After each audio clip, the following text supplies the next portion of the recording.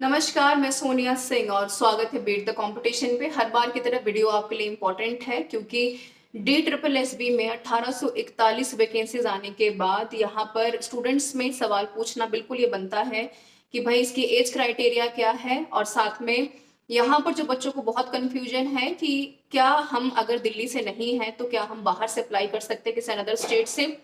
और तीसरा महत्वपूर्ण डिस्कशन जो बच्चे यहाँ पर बिल्कुल कर रहे हैं वो है यहाँ पर एग्जामिनेशन पैटर्न को लेकर के। तो उसके बारे में एक एक करके हम डिस्कस करेंगे। सबसे पहले देखिए, डी ट्रिपल एस बी जो है दिल्ली के ऐसी सबऑर्डिनेटिव बॉडी है जो कि दिल्ली सरकार खासतौर पर टीचिंग के सारे एग्जाम्स करवाती है। और टीचिंग के एग्जाम्स करवाने के साथ साथ यहाँ पर टीचर्स को अपॉइंट करना, कौन सी कितनी सीट्स खाली हैं, कितनी भर चुकी है, उसके ऊपर ध्यान देना। और साथ में अगर आपका एग्जाम क्वालिफाई हो जाता है तो दिल्ली में ही परमानेंट हमेशा के लिए आपकी पोस्टिंग करवाई जाती है। और साथ में अगर आप किसी अनदर स्टेट से बिलोंग करते हैं तो बिल्कुल आप दिल्ली में अप्लाई कर सकते हैं, उसमें कोई दो राय नहीं है। नेगेटिव मार्किंग यहाँ पर बिल्कुल है 0.25 की, यानी 1/4, ये भी आप ध्यान में रखेंगे। जो कुछ बेसिक बातें आपको पता होनी चाहिए। अब हम बात करेंगे 1841 वैकेंसीज को लेकर के। हालांकि एक डिटेल नोटिफिकेशन मैं ऑलरेडी डिस्कस कर चुकी हूँ, पर क्योंकि कुछ कंफ्यूजन रही एज रिलैक्सेशन में, क्योंकि रह रहकर बदलाव होते रहे, 2019 में भी काफी चेंजेस आए। इसके बाद अब भी जब रूल रिक्रूटमेंट नोटिफिकेशन आया पिछले हफ्ते तो भी कुछ बदलाव देखने को मिले। तो थोड़ा सा क्लैरिटी ले लेते हैं ताकि जब भी आप फॉर्म भरें, जिसके की डेट्स अनाउंस हो ही चुके हैं, 17 अगस्त से लेकर के 15 सितंबर तक आपके फॉर्म भरे जाएंगे रात के 12 बजे तक। उसके बाद आप फॉर्म नहीं भर सकते। फॉर्म को बहुत ध्यान से भरेगा क्योंकि डेट जो निकलती है करेक्शंस की उसके बाद वो नहीं निकाली जाती है। तो पहले हम बात कर लेते हैं एज क्राइटेरिया की, कौन अप्लाई कर सकता है। देखिए, कोई भी अप्लाई कर सकता है, किसी भी स्टेट से अप्लाई कर सकते हैं, कोई इसमें बाउंडेशन नहीं है। अब अगर आप पीआरटी के लिए अप्लाई करना चाहते हैं तो 1841 में से 900 वैकेंसीज ऐसी हैं जो कि कंप्लीटली टीचिंग की हैं। तो पीआरटी में आपकी एज रखी गई है 30 साल यूआर कैटेगरी की, यानी जो लोग जनरल कैटेगरी से बिलोंग करते हैं। साथ में यहाँ पर रिलैक्सेशन दिया गया है 3 साल का, जो कि ओबीसी कैंडिडेट्स दिल्ली के हैं, ध्यान रखें दिल्ली के हैं, बाहर के लोगों को कोई रिलैक्सेशन यहाँ पर नहीं दी गई है, उनको जनरल में ही काउंट किया जाएगा। ठीक है। और इसके अलावा अगर आप S T S C candidate से बिलोंग करते हैं तो बिल्कुल आपको 35 ईयर तक का रिलैक्सेशन एज दिया गया है। और अगर आप फिजिकली हैंडीकैप्ड हैं, डिसेबल्ड हैं, तो आपको 10 साल का रिलैक्सेशन यहाँ पर दिया गया है। ये बात मैंने की पीआरटी की। अब चलते हैं टीजीटी की तरफ। ट्रेन ग्रेजुएट टीचर में 581 वैकेंसीज हैं आपकी यहाँ पर स्पेशल एजुकेटर की टीजीटी में। ठीक है, तो उसकी एज क्राइटेरिया भी बिल्कुल सेम है। और यहाँ पर सीटेड पेपर 1 आपका क्वालिफाई होना चाहिए और बीएड हो आपका, या फिर साथ में अगर आपने नॉर्मल बीएड भी किए हो या फिर अगर आपने डीएड भी किए हो तो भी आप अप्लाई कर सकते हैं, कोई दिक्कत परेशानी वाली बात नहीं है। टीजीटी में 32 ईयर एज रखी गई है यहाँ पर ट्रेन ग्रेजुएट टीचर मेल के लिए, यानी जो पुरुष वर्ग है हमारा। महिलाओं के लिए ट्रेन ग्रेजुएट टीचर में अगेन 10 साल का रिलैक्सेशन दिया गया है, यानी अगर आप महिला हैं, दिल्ली से बिलोंग करते हैं, कहीं से भी बिलोंग करते हैं, तो यहाँ पर आपको 40 साल तक की उम्र तक का रिलैक्सेशन दिया गया है। आई होप कि आपको क्लियर हो गया होगा। ट्रेन ग्रेजुएट टीचर में अगेन मैं बता दूं आपको कि अगर आप दिल्ली से हैं तभी आपको ओबीसी सर्टिफिकेट अगर आपके पास है तो 3 साल का रिलैक्सेशन आपको दिया जाएगा, नहीं तो कोई रिलैक्सेशन आपको नहीं दिया जाएगा। जनरल कैटेगरी से हैं तो आपको यहाँ पर 30 साल की उम्र तक ही अप्लाई करने का क्राइटेरिया फिक्स किया गया है।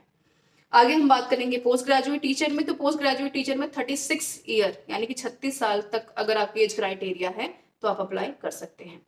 ये तो रही बात एज रिलैक्सेशन के एज क्राइटेरिया की। अब हम बात कर लेते हैं यहाँ पर आपके एग्जामिनेशन को लेकर के। ठीक है, एग्जामिनेशन का पैटर्न को लेकर के देखिए, ट्रेन ग्रेजुएट टीचर के लिए अगर आप अप्लाई करने जा रहे हैं तो बिल्कुल यहाँ पर पेपर जो है आपका 200 नंबर का आएगा। पेपर यहाँ पर 2 सेक्शंस में होता है, पार्ट 1 पार्ट 2 में। काफी लंबे समय से डी ट्रिपल एस भी ऑनलाइन ही पेपर इस मोड में करवा रहा है, तो मुश्किल है कि इस बार ऑफलाइन मोड में हो। तो पेपर 1 जो होता है इसमें आपके कुल मिलाकर के 5 सेक्शंस होते हैं। मैं बता देती हूँ कौन कौन से। इसमें आपकी जनरल अवेयरनेस 20 नंबर की है, general intelligence reasoning ability 20 number की है, अर्थमेटिक न्यूमेरिकल एबिलिटी 20 नंबर की है, इंग्लिश लैंग्वेज भी 20 नंबर की है, हिंदी लैंग्वेज भी 20 नंबर की आएगी आपकी। और यहाँ पर एक सवाल आपका 1 नंबर का होगा, नेगेटिव मार्किंग बिल्कुल है यहाँ पर 0.25 के।